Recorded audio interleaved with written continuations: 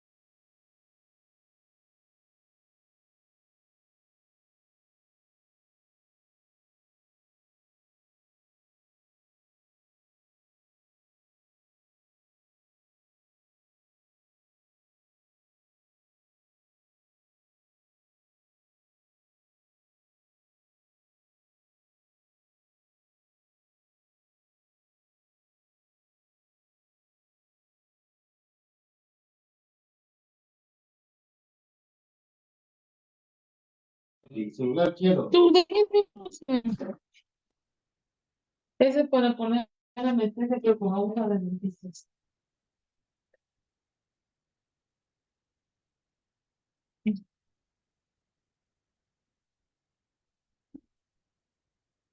¿Cuántas veces bien? No, todavía no.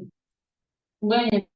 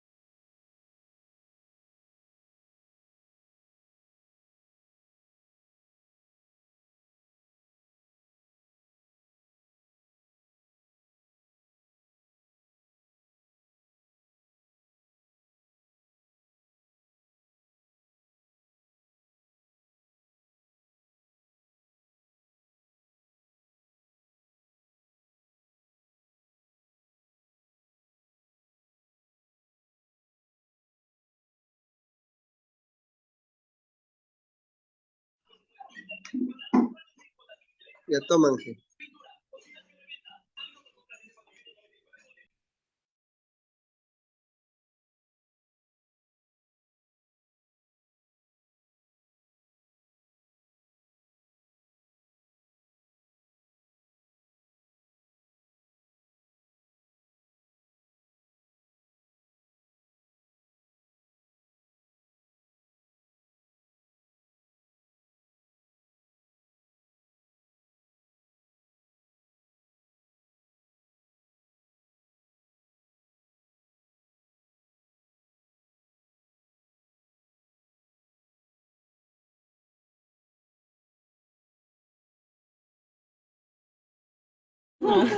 Espera, que ya voy.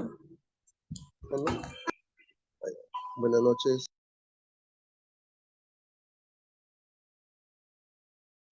Hola, buenas noches a todos. En un momento.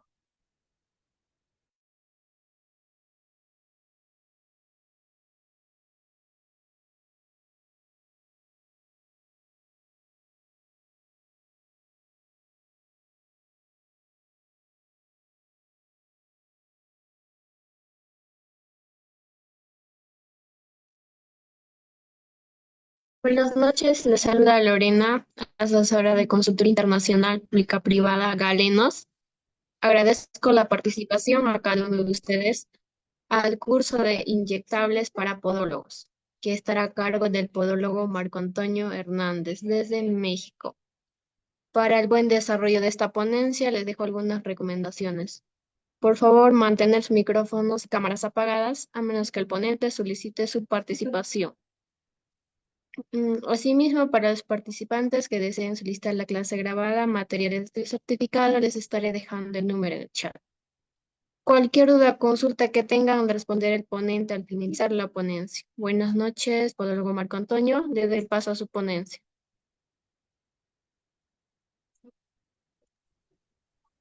Sí, muchas gracias.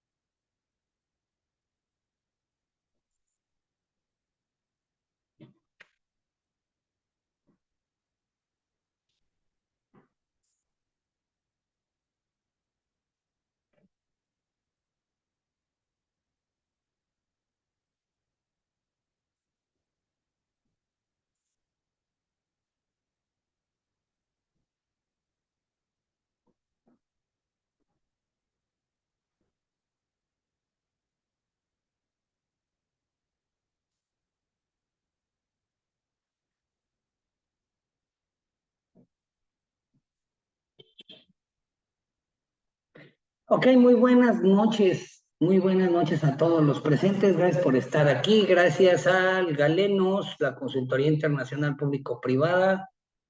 Vamos a iniciar este importante tema, claro que sí. Inyectología en podología. ¿Qué es lo que pueden hacer los podólogos a través de la metodología clínica, de la aplicación de sustancias y fármacos a través de medios de inyección en la podología? Bien, antes de iniciar, quiero hacer una declaración de descargo. Cada uno de los presentes debe de verificar la normativa y la ley vigente en cada uno de sus países para entender cuál es la competencia de los podólogos en cada uno de los países de América para determinar la situación de la aplicación de fármacos como medios terapéuticos. Gracias. Bien, yendo allá, entonces vamos al tema, vamos de lleno. Bien, los beneficios de la inyectoterapia en podología a través de la experiencia de muchos años y a través de la medicina en los procesos de coadyuvación de las terapias podológicas, se sabe hoy día que son soluciones efectivas. La inyectología, entonces, es efectiva en el tratamiento de enfermedades podales, ¿verdad? Entonces hay una serie de enfermedades podales, las cuales son de índole traumático, microtraumático, daño lesivo de tejido, tanto muscular como musculoesquelético y fibroso, el cual requiere, pues, en cierta medida, la intromisión de algunas técnicas como la inyectología para la utilización de sustancias generalmente farmacológicas y lograr un cambio claro. Y este es el caso. Si bien podemos hablar de sustancias farmacológicas, vamos a ver que hay algunas otras sustancias biológicas con acción molecular, pero que distan mucho de ajustarse a la descripción de un fármaco. Como sea, el criterio clínico de la utilización de medios de inyectología permanece en este aspecto. Es un método, pues, seguro, Fabiola Trejo, micrófono. Es un procedimiento, pues, cómodo hasta cierto punto, todo depende de la técnica, el calibre de la aguja, en comparación con las molestias por quirúrgicas. Entonces puede haber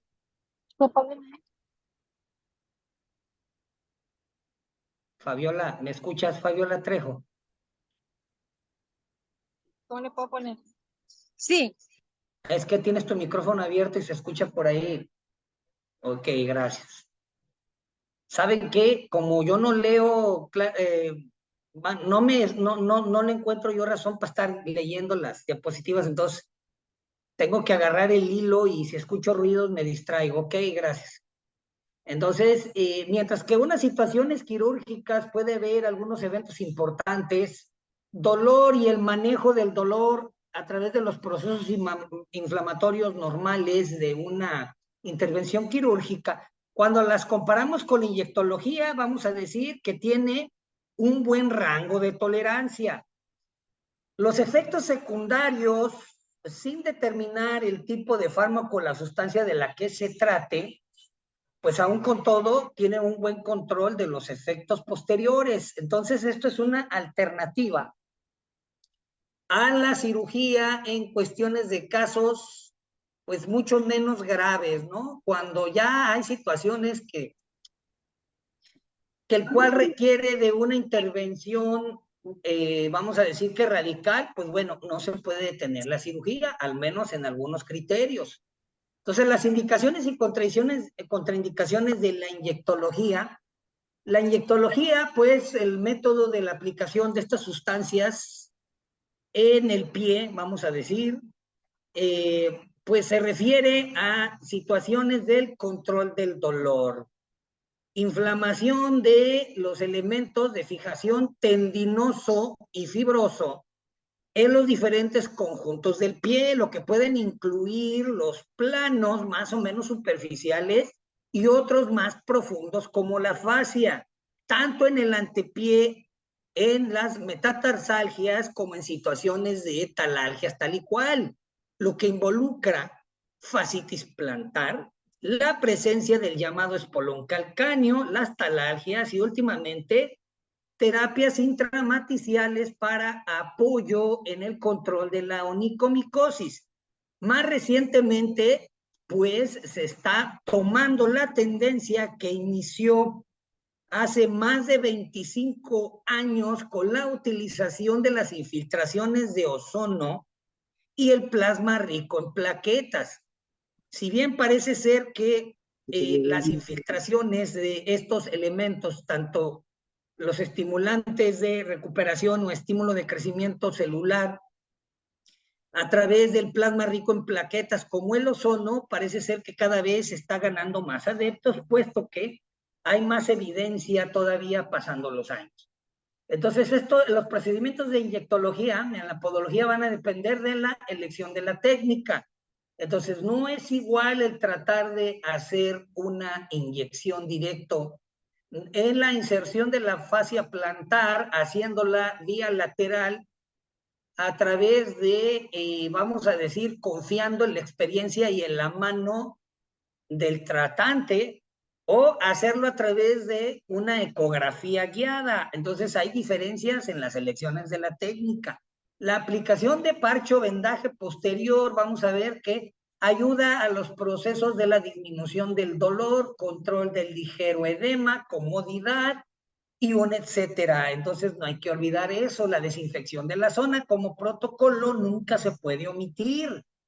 Sin duda que los procesos de punción pueden comprometer a través de un inóculo por materia o carga bacteriana, lo cual desde luego sería completamente indeseable que no se hiciera y poner en riesgo la integridad del paciente. El tipo de medicamento, el medicamento puede cambiar su acción según el sitio de la aplicación. Hoy día se ha visto que los corticosteroides aplicados directo en el tejido fibroso, tendinoso y de fijación, llega un proceso donde las fibras pueden debilitarse, pierdan sustancia, así es que se pueden producir rupturas, ¿verdad? Rupturas. Pero con el tiempo se verificó que, vamos a decir, por ejemplo, con una intromisión guiada, la inserción de la aguja, mediante la técnica de ultrasonido, permite depositar una mínima cantidad en el sitio preciso, lo cual va a minimizar los efectos en el caso de repetir la terapia. Muy bien. Ya dijimos, hay riesgos mínimos. Sin duda que los riesgos como tal pues pueden presentarse nada más por dolor localizado, inflamación en los procesos de inyección. Claro está, depende, claro, de la técnica. Puede haber una extravasación de sangre y otro, etcétera, pero eso no es parte de los procesos en sí, sino más bien de la experiencia de quien lo realiza. Claro está, la mayoría de los medicamentos que se utilizan en los procesos de inyectología son de mínimo riesgo. La manera y la dosis hace casi imposible que se presenten sobredosis y otros elementos. Entonces, cuando se sirven todas las precauciones básicas, entonces podemos decir que podemos realizar estas terapias de inyectología de una forma eficiente y segura. Sin duda, las normativas de higiene, esterilización de los instrumentos, pues deben estar ahí claramente, ¿verdad?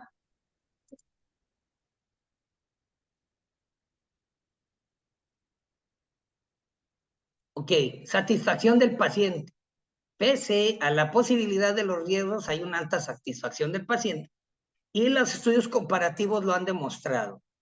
Bien, hay que hacer un análisis más o menos de lo que es la aguja, la jeringa, sin duda la hipodérmica, ¿verdad? Hoy día que son altamente eficientes en cuanto a su material, libre de pirógenos debido a su tratamiento con rayos gamma prácticamente cuando el empaque está intacto, asegura un buen proceso aséptico y estéril. La aguja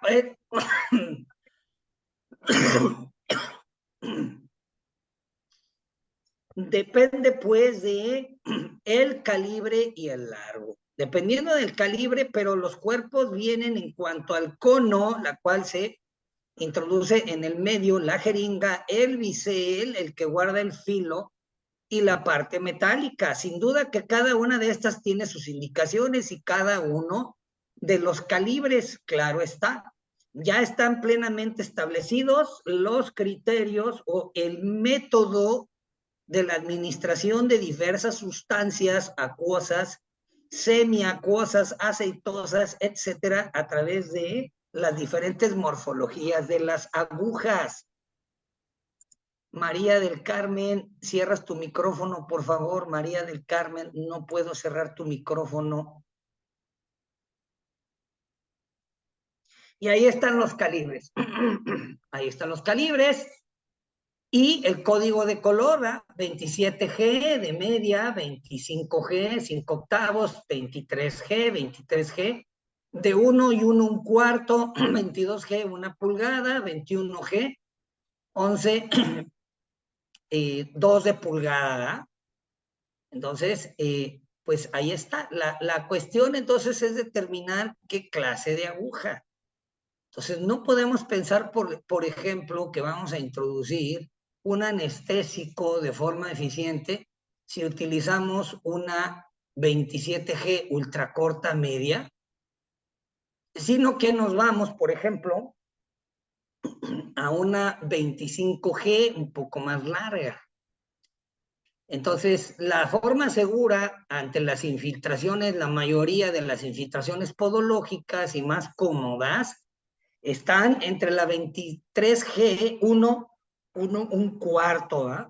Por lo regular. Son suficientes en los procesos. Entonces, ahí están los calibres, las agujas hipodérmicas y los códigos de colores. Los diferentes medios de infiltración, las jeringas, las cuales van a depender sin duda. Algunas de estas, en lugar de servir como medios de intromisión o infiltración del medicamento, están diseñadas para la extracción, ¿verdad? Algunos dentro de la medicina oncológica, la extracción de líquidos pleurares en neumología, la obtención de líquido cefalorraquídeo, contenidos gástricos, etcétera, etcétera. Entonces, dependiendo de la técnica, en cuanto a la inyectología, sobre todo en podología, pues es determinar precisamente tanto la sustancia, la técnica, como la aguja o jeringa que se utiliza. Por lo tanto, se requiere el conocimiento claro de la presentación de los medicamentos inyectables. La mayoría, si no es que es todos los medicamentos inyectables, vienen en ampollas de vidrio listas para ser aplicadas, tanto de diafragma sellado como cuello para ruptura del cuello, o viales, frasco o ámpula de varias dosis de solución, donde se puede tomar varias de las dosis o monodosis en el caso de los otros. Ya últimamente hemos visto medicamentos de monodosis en las que se encuentran viales de plástico, ¿verdad? Viales desechables, entonces van cambiando los procesos. Las precauciones generales de todos los fármacos, ¿no? Independientemente de la técnica, estamos de las precauciones. Verificar completamente la historia clínica, sin duda, historia clínica, verificar las necesidades del paciente, la individualización del caso, determinar la terapia, hacer la prognosis y entonces después del diagnóstico, verificar y proyectar, como digo, mediante la prognosis, la mejor terapia en cada caso. No inyectar sobre la piel con inflamación o cicatrices, no administrar medicamentos turbios o vencidos, lo que son las reglas farmacológicas de enfermería básica, ¿verdad? Paciente correcto, dosis correcta, vía correcta, medicamento correcto, la caducidad, verificar la orden médica, el proceso, la técnica, etcétera. Siguiendo todas estas reglas, pues podemos tener éxito. Y sin embargo, no podemos omitir las precauciones. Si ya han estado tomando por ahí los cursos, los diplomados, en la utilización de anestésicos, anestesia digital troncular, entonces ya entienden que hay que disponer de adrenalina y de otras sustancias para el apoyo rápido en casos de urgencia, la observación estrecha del paciente y las alteraciones de coagulación, las cuales pueden verificarse. El término, entonces, en los procesos de la administración, vamos a decir que son vías parenterales. El término parenteral hace referencia a la vía de administración de los fármacos atravesando una o más capas de la piel, ¿verdad? Entonces, ya en los procesos de la administración de fármacos a través de la piel por diferentes técnicas, ya decimos que es parenteral, o por lo menos membranas mucosas mediante la inyección. La vía parenteral es diariamente empleada en la atención en multitud de situaciones dentro de la medicina y de las terapias. Los usos más comunes dentro de la administración de las vías parenterales tenemos las vías intradérmicas, ¿verdad? Los usos comunes, pruebas cutáneas, anestésicos locales, la subcutánea, administración de medicina molecular, como las insulinas, la heparina, los procesos de vacuna, otros fármacos, los cuales son en procesos de liposoluble para la administración mediada y no inmediata de los medicamentos como son el salbutamol, la adrenalina, escopolamina, analgésicos opioides, antieméticos, benzodiazepinas, etcétera. La intramuscular derivada para cierta clase de vacunas, fármacos analgésicos, antiinflamatorios, antibióticos, neurolépticos, corticoides, etcétera, y las intravenosas, la que requiere la absorción más rápida de algunas sustancias, como en situaciones de urgencia, el naloxona, adrenalina, atropina, flumacinilo, fistostigmina para el control de las crisis, por ejemplo, de la presión intraocular en el glaucoma, glucosa hipertónica, la administración directa de las destrozas, etcétera. Múltiples fármacos a diluir en suero, por ejemplo. ¿Sí? Entonces, ahí está. Tipos de aguja más empleadas en la administración, ya vimos precisamente lo que se considera como intradérmica, calibre 25-26G, bisel corto, color naranja, ¿verdad? Que vamos a decir que es la que más podemos utilizar en los procesos de infiltración. En la podología, la subcutánea, 24-27G, bisel medio, también código naranja, son las que utilizamos ahí regularmente. La comparación de ángulos de inyección intramuscular, subcutánea e intradérmica. Los procesos, por ejemplo, de la administración en la terapia de la fascitis plantar, pues bueno, se utiliza la intramuscular porque hay que pasar varias capas de algunos músculos y llegar a la inserción, entonces es válido, ¿va? Bien. Y aquí tenemos el cuadro comparativo en las zonas anatómicas y las recomendaciones tanto de calibre como el color del cono, ¿eh? Aplicación de inyectología en podología, las infiltraciones. Vamos a hablar de los procesos de las infiltraciones, sustancias terapéuticas que van a ser aplicadas, pues, a través de la técnica de una inyección. La duración y el efecto terapéutico dependerá del área tratada y del fármaco del que se trate. Entonces vamos a ver que ya hay algunas que se utilizan claramente. Como el plasma rico en plaquetas, no hay un protocolo científico bien establecido, aclaro eso. Y a pesar de que hay cada más médicos que están utilizando el plasma rico en plaquetas como moléculas de estímulo de regeneración celular, junto con el ozono, aún con esto, aunque hay normas de seguridad y claros estudios de la acción farmacológica, todavía no hay protocolos, ¿verdad? Eso es lo que hay que dejar bien claro. Entonces va a depender de la experiencia de cada uno de los facultativos. Las infiltraciones en podología entonces consisten en la inyección de sustancias terapéuticas, diferentes partes del cuerpo, como acabamos de ver, a través de las técnicas claras de los procesos de inyección, tejido subcutáneo, músculo, tendón y articulación, ¿verdad? Lo cual nos va a permitir cubrir cierta gama. La infiltración ecoguiada es la recomendación actual. Entonces, además de que la infiltración ecoguiada en el pie permite infiltrar selectivamente, con más precisión, la estructura dañada, por ejemplo, en la fascitis plantar, nos podemos asegurar que la infiltración es exactamente, pues, en la zona dolorosa, lo cual va a minimizar los eventos de inconformidad o incomodidad del paciente. Este tipo de terapia se utiliza sobre todo en patologías inflamatorias del tejido. Asimismo, pues depende pues de la zona que se desea tratar. Entonces, pues es ideal. A pesar de esto, si estamos administrando ácido hialurónico, por ejemplo, en situaciones intraarticulares, perilesionales, plasma rico en plaquetas o fármacos corticosteroides, ¿verdad? Bien. Entonces hay muchos beneficios, alivio del dolor, claro que sí, son uno de los principales, promueve la recuperación y mejora la función. Hay bastante bibliografía al respecto. La utilización de las zonas tratadas por infiltraciones los tenemos en los juanetes cuando existe un dolor claro, incapacitante, en la articulación de uno.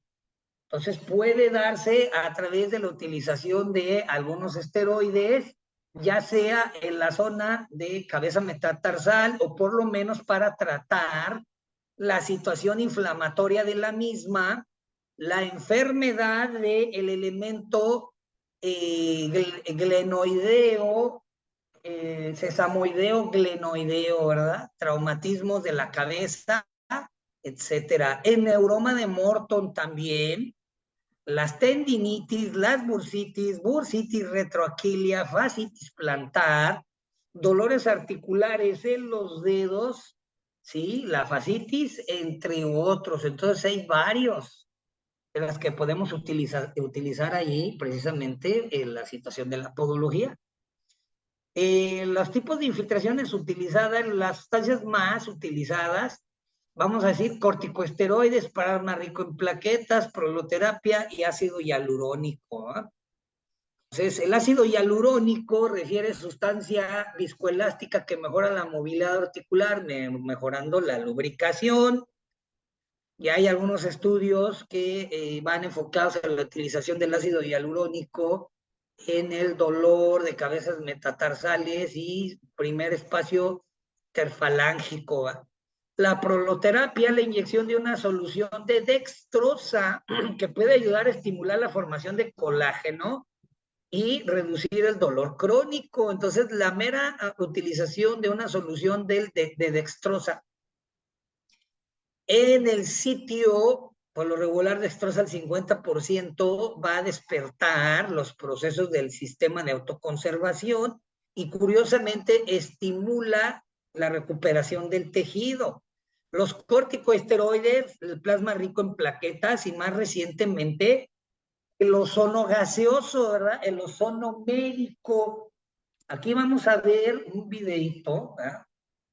La infiltración en la fascitis plantar. Entonces, vamos a ver ahí los materiales básicos: triancinolona, acetato de triancinolona, mepivacaína al 2%, la jeringa de 5 mililitros. Ya en otras presentaciones, como tal, ya hemos visto las ventajas de la utilización de este corticosteroide rápido, cuya naturaleza farmacológica es muy diferente al resto de los corticosteroides.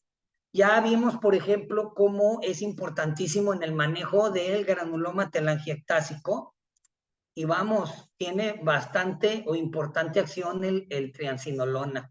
Soluciones antisépticas, el calibre preciso, vamos a decir, pues es nomás por referencia el pincel cutáneo, gasas, esparadrapo, material de curación, el paciente de cúbito supino, rodillas extendidas. Vamos a ubicar el plano lateral profundo sobre el panículo adiposo, se marca, ¿verdad? La experiencia de este podólogo para encontrar con una simple palpación el sitio de inserción, imagínate, ¿verdad? ¿Cuántas veces habrá hecho esta maniobra para determinar mediante palpación? Ahora, nótese la infiltración. Ahí estamos viendo el calibre de R, ¿verdad? 24G, largo. ¿Ya? Entonces vean que sí hubo una respuesta dolorosa del paciente, pero ni siquiera retiró el pie. Entonces, depende de múltiples factores, Queda claro que la punción, sin importar la técnica, va a ser dolorosa como tal. Se pone ahí gasa, se hace un ligero movimiento circular para estimularla.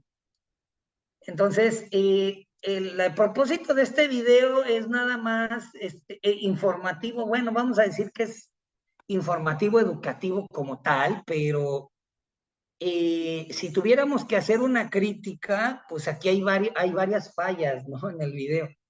Pues obviamente es un proceso de infiltración. Podemos ver, la técnica realmente fue una técnica excepcional, nótese. La experiencia para encontrar el sitio, la inserción, marca e introduce, ¿verdad? Pero si tuviéramos que contravenir algunos procesos de bioseguridad, pues bueno, ahí está presente. En primer lugar, hay una pulsera. En segundo, manga larga. En tercero, tiene reloj, un anillo. No utiliza guantes, tocó el sitio de inserción, no volvió a realizar la maniobra de antisepsia. O sea, sí, ahí hay pincelazos de la povidona, pero vamos, lo que quiero que se concentren es de forma tácita en lo que es la maniobra, ahí está, de infiltración, ¿va?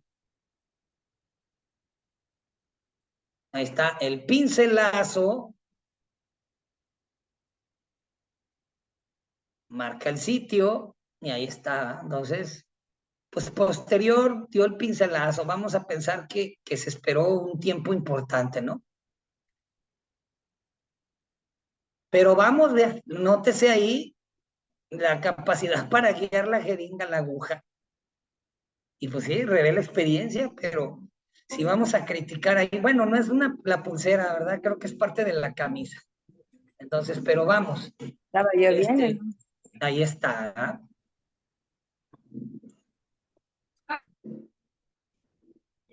Bien, continuamos entonces. Ahí está, acabamos de ver todos los procesos sensibles previos a la infiltración, limpieza antisepsia. La mayoría de estos fármacos, sobre todo el corticosteroide, pues utilizamos ahí mepivacaína u otro anestésico que va a ayudar al proceso del infiltrativo, a disminuir el dolor en el sitio. La inserción de la aguja, acabamos de ver, ¿verdad? Y el esparadrapo o vendaje básico posterior. Por lo regular son parches adhesivos interactivos o la llamada cinta de fijación Hypafix o Ipafix. Son de las más cómodas, ¿ya? Riesgos y precauciones, bueno, ya vimos en parte que sin duda hay riesgos, la infección, depende mucho de la técnica, en los procesos, las reacciones alérgicas de sustancias, de ahí que pues hay que tener a la mano la adrenalina, daño nervioso vascular, sin duda. Entonces aquí vimos una buena técnica, pero pues es un video que dura unos cuantos segundos, un par de minutos, pero no se observa si hubo un hinchamiento importante subtalar, si hubo edema posterior o incluso hay una extravasación sanguínea. No sabemos, pero llega a pasar. Agravamiento de las infecciones, por lo regular, así es que por lo menos en la administración de los corticosteroides, pues está contraindicado. Entonces, nunca olvidar los riesgos y jamás omitir todas las precauciones de las que acabamos de hablar. Sistemas de precauciones universales, los beneficios entonces quedan bien claros, promover la función, la recuperación, el alivio del dolor, etcétera. Aquí acabamos de ver, pues, las normas de procedimiento en inyectología. Procedimientos universales. Entienden precauciones universales al conjunto de técnicas, procedimientos destinados a proteger al personal que conforma el equipo de salud. ¿Para qué? Para por lo menos minimizar el impacto de la transmisión de infecciones debido a contacto con sangre. Entonces, pues mencionábamos en el videíto anterior, sí, realizó una excelente técnica, verificó la zona de punción, dio los pincelazos de povidona ahí encima después de que marcó con el marcador cutáneo, puso los pincelazos, pero ¿qué hubiera pasado si hubiera tenido contacto con sangre, ¿verdad? Entonces se debe de minimizar el contacto de sangre. Entonces allí, en muchos estudios, encuesta, en algunas instituciones, en pregunta que se le realizó a más de 920 y tantos médicos, enfermeras y terapeutas en un hospital, se verificó que el 60% de estos no tenían inmunización para el hepatitis. Tiempo después, un 30% tuvo marcadores séricos de presencia de virus de hepatitis. Entonces, pues esta es una realidad. Entonces, los guantes, por eso acabo de decir, ahí en el video, perfecta técnica, pero no siguió la norma de seguridad. Quitarse anillos, quitarse el reloj, recogerse las mangas y ponerse los guantes, ¿verdad? Ahí está. Evitar contacto de la piel, mucosas con sangre, líquidos, es parte de las precauciones universales, el equipo personal de seguridad, ¿no? De protección personal, EPP. Hace poco una alumna me manda mensaje y dice, no, es que eso no aplica en México, me dice. Las normativas de la OSHA y otras no aplican en México. A ver, ¿qué parte no entendieron que son universales? Entonces, ahí está, lavado de las manos. Queda claro a través de todos los estudios clínicos que la parte más crítica es el lavado de manos. Entonces, hay que lavarse las manos. El Centro de Control de Enfermedades y la Organización Mundial de la Salud nos establecen un pequeño protocolo de 12 pasos para el lavado clínico de manos y nos dice todas las veces que hay que lavarse las manos en la atención de un paciente. Hay varias veces antes de tocar al paciente, después de tocarlo, en la exploración, después de la exploración. O sea, hay varios pasos donde te tienes que lavar las manos. Pero entonces surge la pregunta, bueno, ¿y me voy a estar realmente lavando las manos todas esas veces? El Centro de Control de Enfermedades nos dice, ¿es válido la utilización de gel alcohol? Gel alcohol, ese que utilizamos con tanta vehemencia durante la pandemia, gel alcohol con un mínimo de 60% de contenido alcohólico. Y ahí están los pasos del lavado clínico, ¿verdad? Hay que verificarlos. Todos los servidores de salud deben de tener. Yo recomiendo por normativa tomar este cuadrito y ponerlo ahí en el sitio donde se realiza el lavado de manos, donde tenemos esterilizador, donde hacemos la limpieza y la antisepsia. Hay que ponerlo ahí. Hay que pegarlo, ¿verdad? Hay que recordar. El uso de los guantes, ya dijimos, medios de barrera. Ya después de pandemia, micrófonos, a ver, ¿quién tiene micrófono abierto? Por favor, verifiquen, gracias. Los guantes durante pandemia aumentaron un 400%, ¿verdad? 400%, ya bajaron, bendito Dios. Entonces, en cierta medida, pues yo les digo, ¿sabes qué? Mínimo almacenar ahí suficientes guantes en los procesos y adelante, ¿verdad? Ya tenemos, pues, los guantes de nitrilo que resultan más óptimos que los de látex, sin duda. Los usos de caretas, el cubreboca, cada vez es más deseable. Alguien decía, bueno, pero pues ¿para qué careta en podología? Como que, pues sí, polvito y otro, pero no, ¿eh? Entonces, se cometió un error en las prácticas. El encargado de las prácticas dejó pasar a un alumno sin su careta. Dejó pasar a un alumno sin su careta y no tenía lentes ni gogles. Entonces estaba atendiendo una onicocriptosis. El alumno pone ahí esparadrapo, puso ahí con presencia de sangre. Acto seguido pasa a hacer la exfoliación de las uñas y la fresa, el motor toca esa parte y ¿sabes qué pasó? Empezó a dar vueltas y vueltas la torundita esa y aventando sangre. Imagínate. O sea, nivel de errores, ¿verdad? Entonces, no hay que minimizar. Es mejor, ¿verdad? Es mejor. Uso de delantales protectores, sin duda, yo les digo, miren, el podólogo debe de utilizar delantal impermeable, manejamos bastantes líquidos, ablandadores, sustancias químicas, solventes, entonces más vale tener las batas impermeables. Esto nos va a permitir entonces hacer procesos de limpieza básicos y autorizados mediante las guías internacionales que nos da el Centro de Control de Enfermedades, donde nos dice barrido húmedo, solución antiséptica en un trapito limpio y limpiar, humedecer y limpias la bata. Entonces, ahí está, queda claro. Cuidadosamente, ahí está, los punzocortantes, los punzocortantes. Les doy otra experiencia. Estoy adjunto a un instituto de enseñanza podológica. Hace poquito pues vamos a decir que me contrataron ahí.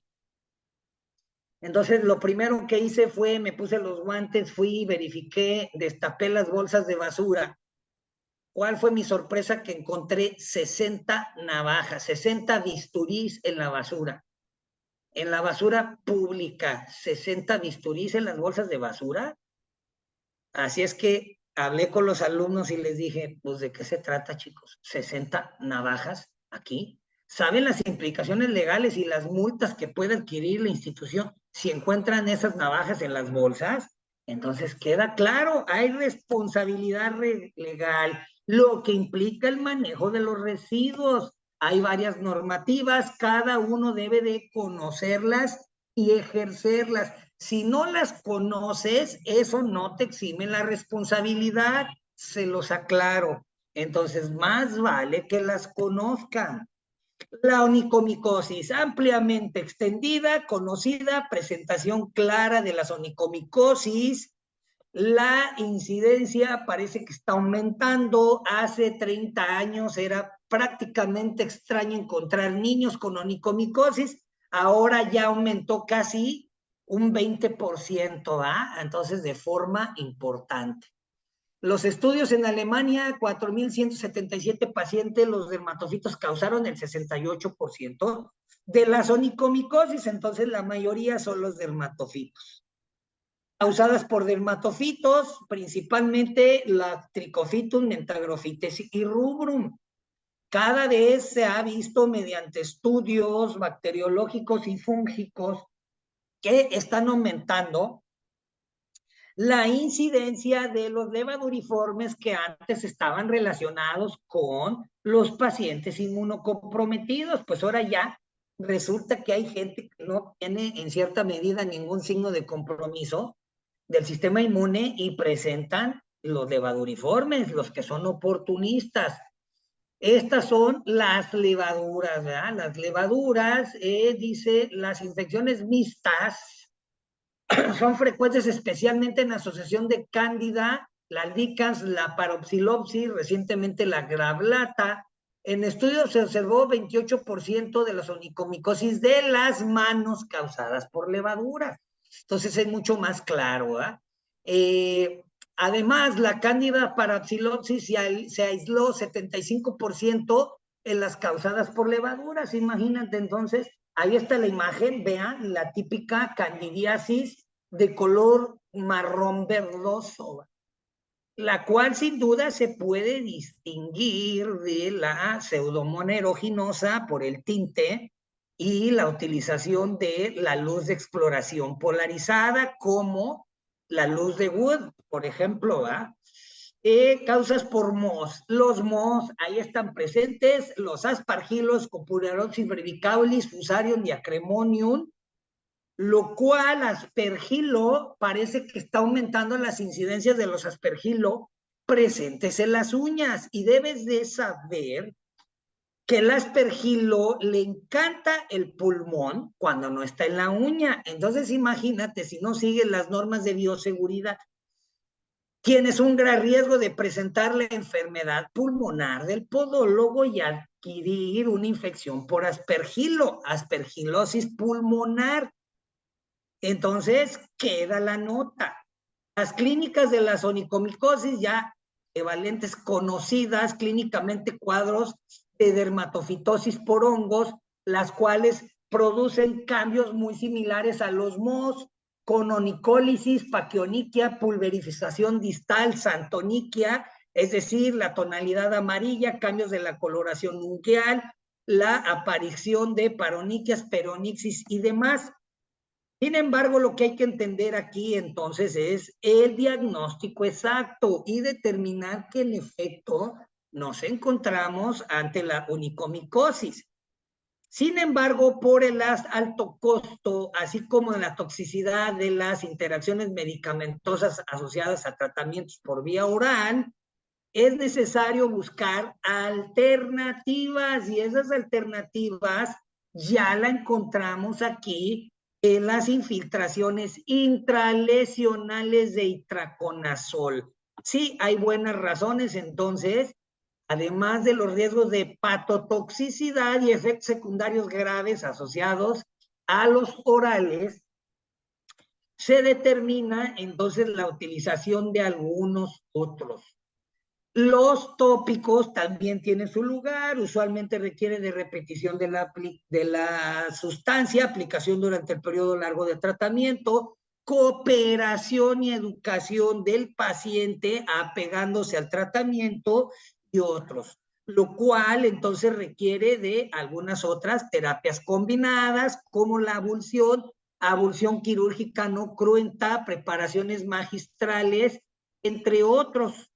Las terapias combinadas más comunes se han descrito asociaciones de medicamentos tópicos como terbinafina y itraconazol oral administrando con el tioconazol 28%, tópica con gliciofulvina. Entonces, acabamos de decir, no deja de aumentar el riesgo, sobre todo son sin vía oral.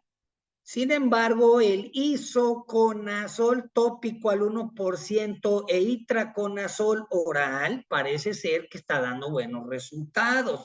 Aún con todo, el isoconazol tópico parece que está teniendo una respuesta muy similar a la terbinafina, la cual debería de ser solución. Hay que recordar que en uña no se pueden administrar las cremas por su pobre absorción.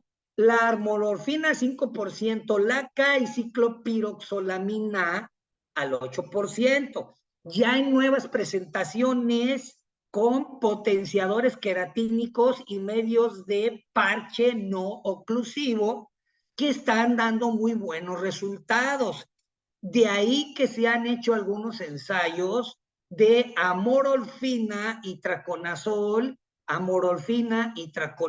bifonazol y urea al 40%, puesto que la urea funciona como un potenciador queratínico para la absorción en la lámina unguial. Y aún con todo, hay nuevos fármacos para potenciar la absorción.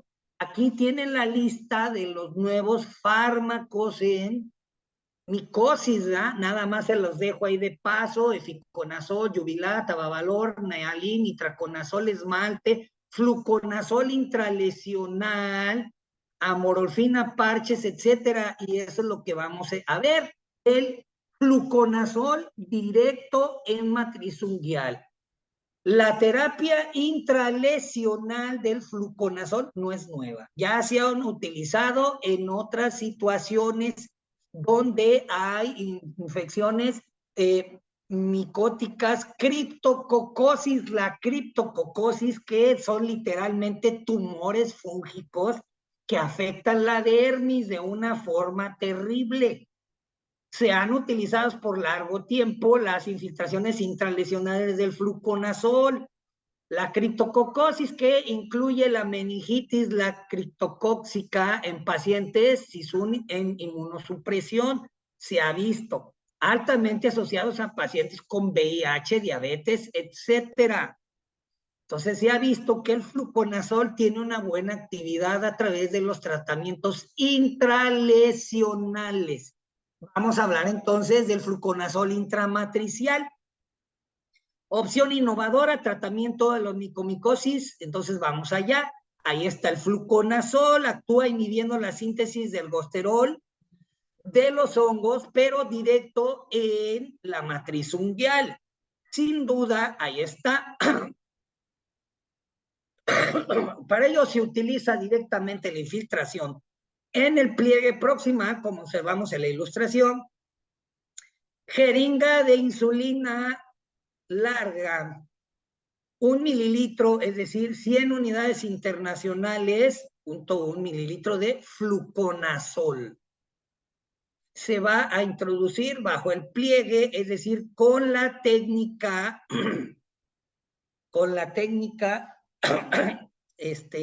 subdérmica, ahí está, ¿vale? Hasta hacer la pápula, a intervalos de semanas, ¿no? Se aplica 0.1 mililitro, las 100 unidades con la jeringa de fluconazol, 2% intramatricial. Hay estudios, aquí les dejo estos estudios donde dijo, hay un efecto importante. Lo que hay que entender con el fluconazol intramatricial, intralesional, hay varios estudios en mano, pero muy pocos en pie. Entonces, ahí está. Los cuadros comparativos del estudio, los grados de sensibilidad, como tal. Entonces, hoy día podemos decir que esta es una opción. Todavía es una opción, no se han establecido los protocolos. Y a pesar de todo, aquí observamos mano, ¿verdad? Lo que les acabo de decir. Efectos secundarios posibles, hematoma subungueal, ¿verdad? Ahí está. Entonces, ¿puede existir un hematoma? Sí. ¿Puede existir dolor y edema post-intralesional? Desde luego. Entonces, en este caso, pues el fluconazol intramatricial como tal es una opción. Aquí tenemos la farmacocinética y farmacodinamia del fluconazol en los procesos intramatriciales como tal. Los medicamentos administrados tópicamente rara vez llegan al sitio dado. Entonces, por mucho tiempo se ha hablado acerca de los procesos del control de la onicomicosis como fallo en llegar al sitio. Por lo tanto, la experiencia en el fluconazol intramatricial está aquí, ¿verdad? Entonces, este videíto dice, elimina los hongos sin pastillas, sin tratamientos costosos, de forma rápida, completa. Entonces, dice, y no es doloroso. Error. Error. Entonces, no hay ninguna evidencia que nos diga que es definitivo. ¿Y cuál es el grado importante de acción? Los estudios en mano nos han dicho alrededor del 60%, entonces no. En los estudios lineales observacionales de la administración intramatricial, se vio que el 100% de pacientes tuvieron dolor, entonces no es indolora como nos dice este video. Me lo envió una alumna y te lo están vendiendo ahí como que indoloro, rápido, eficiente y en una sola aplicación. Entonces está lleno de errores, no es cierto, pero la técnica aquí está, claramente. Entonces ahí está, ¿verdad? La fluconazol intramatricial, dificultad de la penetración, como tal, la resistencia a tratamientos convencionales, la recurrencia, entonces está indicado. La metodología es simple, como acabamos de ver, y hay que entender que los resultados posibles inconvenientes están. Todos los pacientes refieren dolor al momento de la inyección. Entonces, no es cierto que es indolora. Pacientes que experimentan dolor tolerable, de los cuales un mínimo porcentaje me mostraron, pero hemorragias. Hemorragias subungueal proximal, el 10% de los pacientes. ¿Sí? Entonces, pues, hacen falta más estudios, comparación y estudios comparativos. Hasta la fecha solo existe un estudio publicado sobre el uso del agente fúngico intralesional para la onicomicosis llevado a cabo con fluconazol. En este estudio realizado por el COMI se publicó, se aplicó 0.1 mililitro, lo que vimos ahí, del fluconazol, 2 miligramos por mililitro, o sea, 2 miligramos, ¿verdad? 2 miligramos, el 0.1 por mililitro, entonces es el 0.2 miligramos de fluconazol. La mayoría presentó curación completa y mejoría clínica, solo 2 no mejoraron, ¿sí? De la inyección, resultados similares observados en el estudio que realizan otros, entonces ahí está. Las recomendaciones en conclusión, ¿verdad? Terapia todavía que hay que evaluar. Plasma rico en plaquetas, el cual pues está el autólogo, ¿verdad? se extrae sangre del paciente, se centrifuga, se separa los plaquetas de los eritrocitos y se devuelve un plasma amarillento, autólogo, el cual puede y tiene una gran cantidad de elementos de la recuperación, ¿sí? De estímulo de crecimiento celular. La fascia plantar es una estructura de tejido conectivo de eso que se encuentra en la cara plantar, la cual puede desarrollar procesos de inflamación crónica, procesos de degenerativos en los cuales pueden presentarse, por ejemplo, el espolón. Se ha visto muy buenos efectos del plasma rico en plaquetas administrado directo en los procesos de la fascitis plantar, fascitis y fasciosis, pero no nada más ahí. El plasma rico en plaquetas también se ha visto en tendinitis, tendinosis, en desgarro, del desgarro tendinoso, desgarros como tal, esguinces, las bursitis retrocalcáneas, talalgias y metatarsalgias. Puede definirse como una concentración de plasma autólogo de los elementos celulares de plaquetas. Entonces, ¿cómo vamos a aplicar el tratamiento? Los factores de crecimiento en pie e incluso tobillo realizamos mediante técnicas denominadas de infiltración. Lo ideal son las técnicas ecoguiadas, visión directa, con el ecógrafo para la utilización de la técnica precisa para la administración del plasma en sitio, ya que el plasma rico en plaquetas, como es biocompatible, se produce una absorción inmediata y dispersión de los tejidos, ¿verdad? Como agua al agua, entonces debe de ser guiado en el sitio exacto de la lesión, entonces se recomienda hacerlo con esta técnica. Será necesario realizar la infiltración con control ecográfico, es lo ideal. Entonces, si es paciente que ha recibido infiltración sin control ecográfico, lo mismo el resultado no ha sido satisfactorio por la técnica empleada, entonces hay que verificar la técnica guiada con ecografía. Los factores de crecimiento los usamos para lesiones degenerativas de pie y tobillo. Hay muchos estudios en procesos de lesiones discales de la columna vertebral, por ejemplo, junto con el ozono. Útiles en fascitis plantares, tendinitis de tendón, tendinitis retroaquilia, entesitis retroaquilia, lesiones del tendón tibial posterior, las fracturas óseas, sitios localizados, entesitis, desgarros, la fascitis plantar, talalgias y capsulitis. ¿Cuántas infiltraciones? No hay un protocolo científico para determinar cuántas, ¿ya? Se tiene que estar evaluando cada uno de los casos y repetir las infiltraciones de los factores de crecimiento de estos plasmas ricos y evaluar la evolución. Se puede presentar, ¿verdad? Se ha visto casos lesivos donde ha sido necesario nada más una sola infiltración y otros han sido necesarios 2 o 3. La razón entonces aquí, pues, es verificar la situación como opción ante corticoides. Los corticoides antiinflamatorios son sustancias altamente delicadas, pueden tener un gran número de efectos secundarios. El síndrome cusinoide, cara de luna, alteración suprarrenal y un etcétera largo. Ya dijimos que puede potenciar la ruptura de los tejidos fibrosos, entonces no es lo ideal. Por lo tanto, pensaríamos en el plasma rico en plaquetas.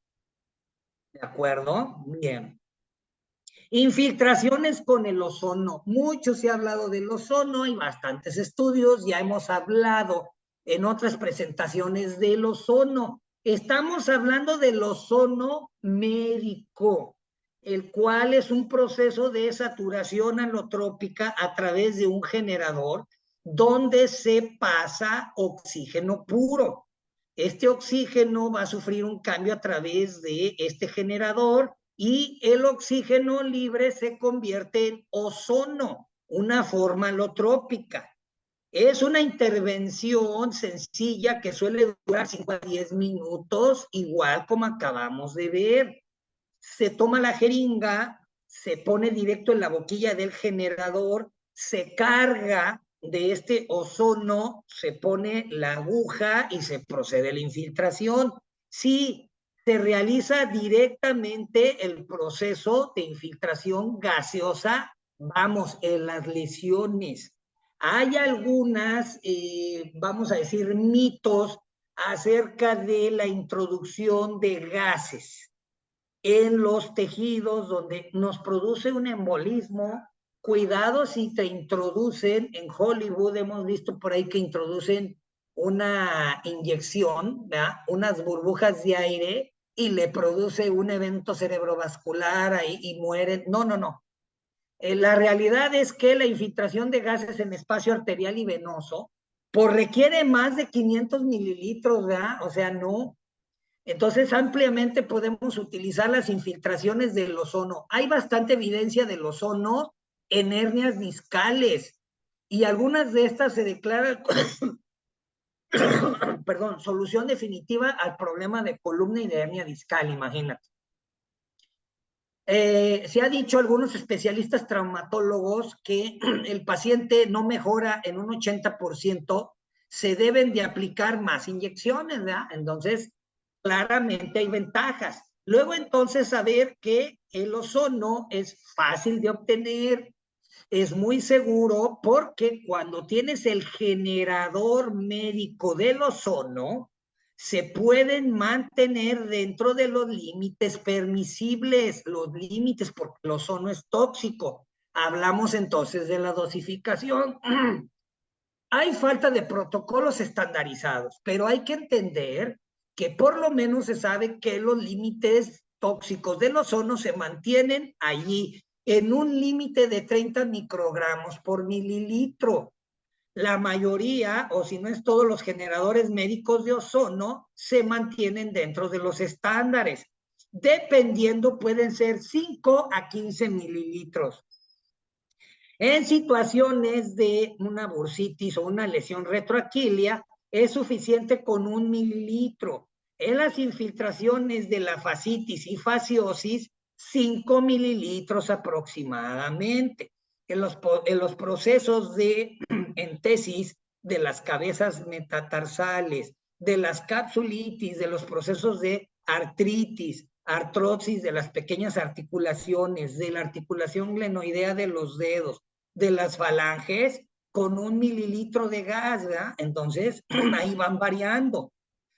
Otras aplicaciones de oxígeno son infiltrado. Otras indicaciones publicadas en estudios de series de casos son tendinopatías, síndrome de atropamiento neural, epicondilitis lateral, risartrosis, espondilolistesis, espondilosis, espondilisis, fascitis plantar, espondilodicitis séptica, tenosinovitis de Diquarrein, por ejemplo, y aquí tienen los estudios. Bonetti el OL 2002, 2011, GESA 2002 y GESA en el 2002, ¿verdad? Entonces, sí, hay estudios y aún con todo no está siendo protocolizado el ozono. Entonces, para conocer más de respecto de la utilización del plasma rico en plaquetas para lesiones del tejido osteotendinoso, fibroso e incluso recuperación de heridas y el ozono, es necesario referirse a otros documentos que ya se han presentado aquí en Galenos, ¿de acuerdo? Bien, muchas gracias. Gracias a todos. Ahí está la bibliografía, muy agradecido. Y vamos a preguntas y respuestas. Vamos al chat. O si quieren abrir por ahí con orden el micrófono. Buenas noches, dice María. Perfecto. ¿Dudas?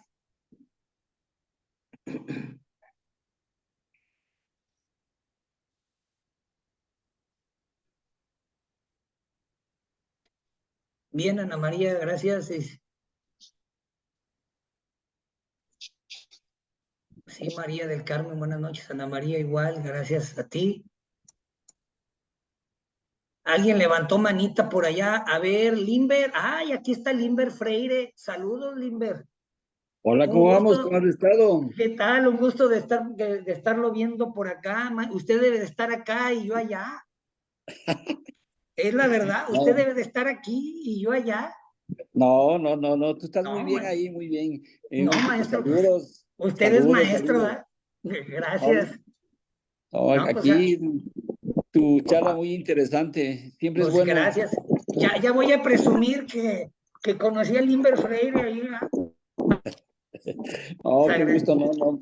Siempre te Gracias. sigo, siempre estoy No, en tus eventos, siempre estoy, cada vez que me pues, das, yo estoy siempre. pues un honor, maestro. No, Dios te pague. Mira, quería solo Sí, hacerte una pregunta. ¿Qué sí, piensas del Dermapen infiltrando a nivel, el Dermapen es un aparato dermatológico sí, y lo sí, que sí, sí. hacemos, infiltramos por medio de 40 agujas, depende de las agujas, hay Sí, 46, 26. Mira, y yo lo he estado utilizando con el flucoconazol a nivel del lecho de la lámina unguial. Me ha oh, ido mejor, porque cuando infiltro sí, el flucoconazol a nivel de la matriz, es terrible, es terrible. sí, El sí, paciente no tolera. Una cosa es lo que te veas un video y otra cosa es cuando tú lo pones en práctica. exacto. Lo mismo el ozono quema, duele Sí, durísimo. sí, Como te digo, yo me he ido un poco más con la vía oral y con la fototerapia que me va espectacularmente. sí, la fototerapia, sin duda. Te digo, y lo mismo haciendo el ozono una bolsa atmosférica, Sí, pero sí, por sí, sí, ejemplo, pero con 1 gramo, porque hay que entender, manejar los granajes entre sí, ozono y que vamos a infiltrar, que estamos hablando de un ozono clínico que tiene que ser un O2 a 100% puro, que es la sí, bombilla. exacto, Ya, exacto.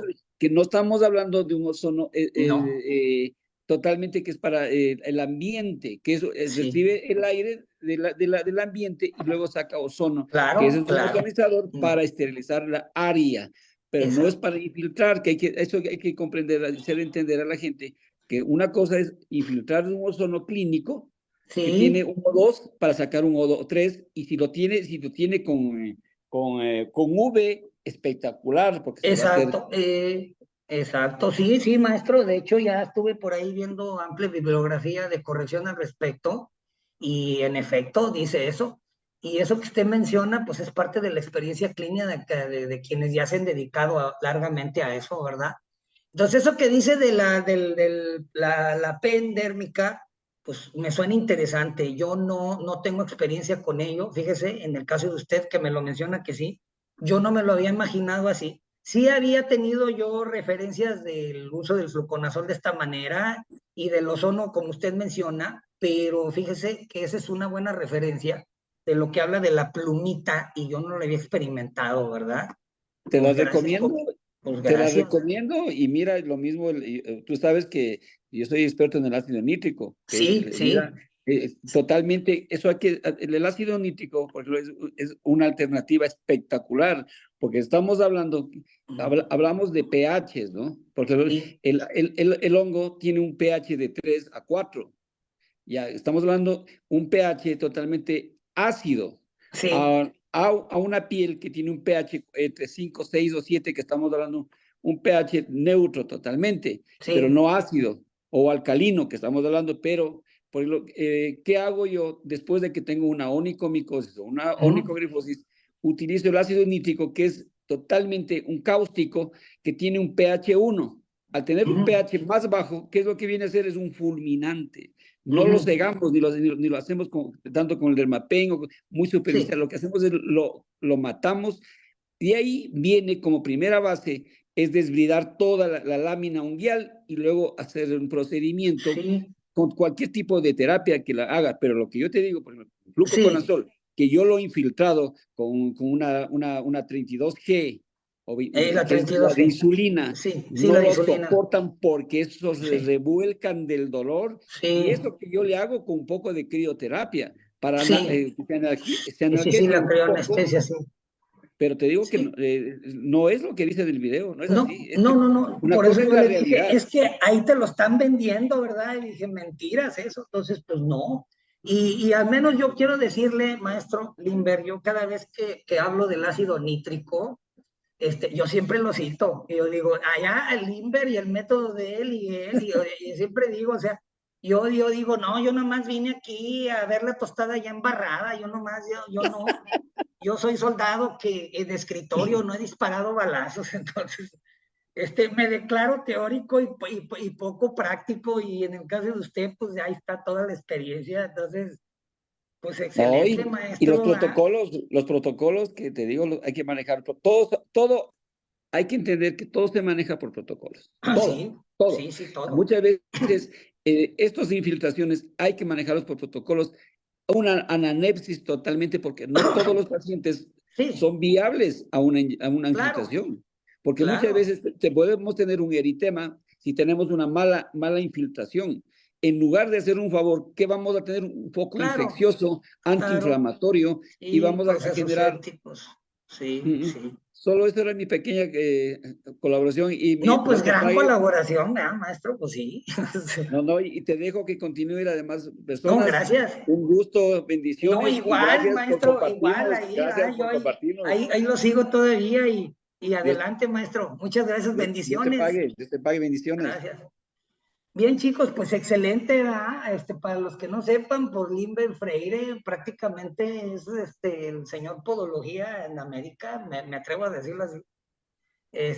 Pues hay muchos representantes, yo sigo por ahí podólogos españoles, etcétera, pero si vamos a hablar de la experiencia clínica verdaderamente podológica, pues yo me decanto aquí por el maestro, ¿no? Independientemente por ahí de podólogos españoles altamente quirúrgicos, a mí, la verdad, no me aportan en ese campo nada, a diferencia del maestro, ¿verdad?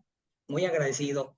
Bien, chicos, pues hay dudas, ya acaban de escuchar parte del maestro cómo, en efecto, la ausencia de los protocolos a veces no permite el avance clínico en esto.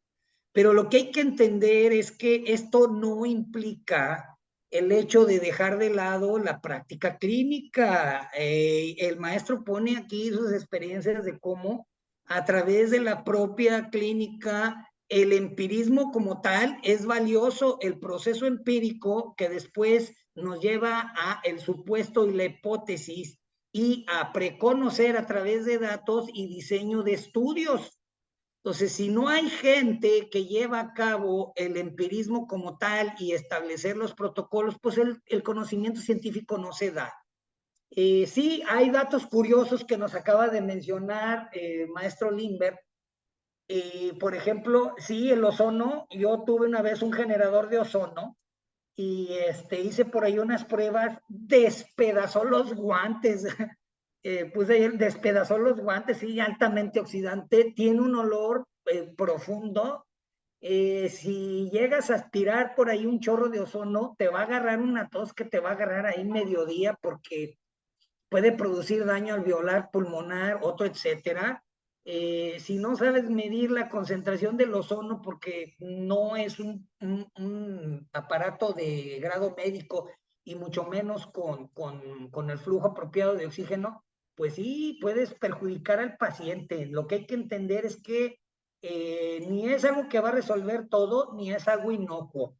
Entonces, permanece el principio de precaución como tal y la demanda del conocimiento protocolizado.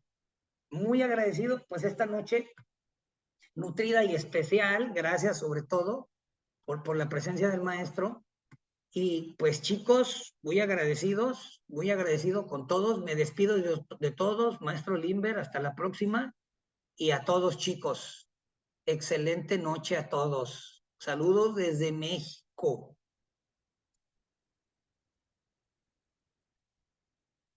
Sí, la grabación ya ahí queda, Ana María. Pídesela a tu representante Galenos. Pídesela. Ahí va a quedar grabada junto con el documento que utilicé, ¿de acuerdo? Sí, pídanselas, por favor.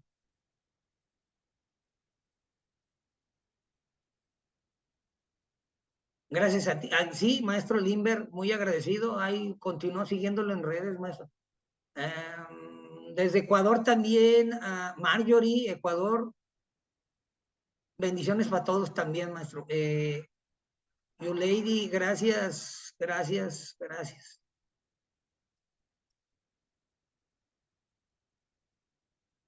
Gracias, gracias. Bendiciones, salgo del aire. 3, 2, 1. Hasta luego.